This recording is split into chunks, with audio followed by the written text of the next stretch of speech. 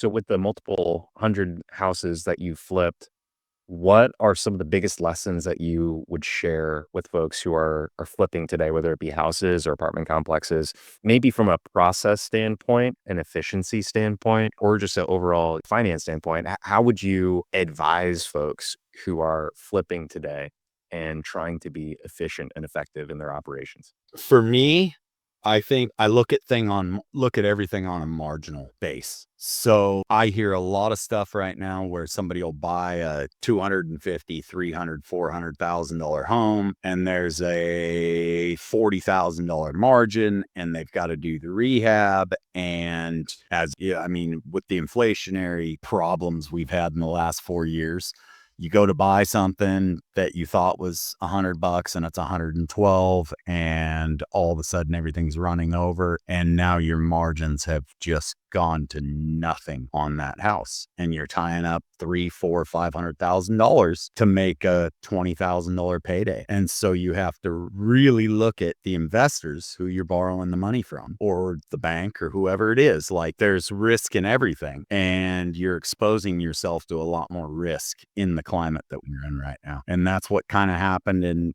when we stopped doing what we were doing in 2013, 14. And we never really stopped, but we really slowed down to where it got back to just Mike and I, and we had all of our crews were gone. So we used a sub for painting, a sub for basically subbed everything out to where we could control costs a little bit, but we damn sure were checking our margins on everything that we purchase to flip and making sure that the margins are there. So that my biggest thing is flow, margin, risk. And the flow's got to be there. When I mean flow, I mean like you've got to be in with these subcontractors in a way to where they kind of put you in front of the other 15 people that they're doing work for. Because if you buy a flip today, we're in a declining market no matter which way you look at it. And maybe we're in a stagnant market. But if I'm rolling the dice or betting on something right now, if I've got my value at 250 today, if it's 60 days from now, it's not going to be 251 or 252. My bet is it's going to be 245, because we're in that market to where people are buying,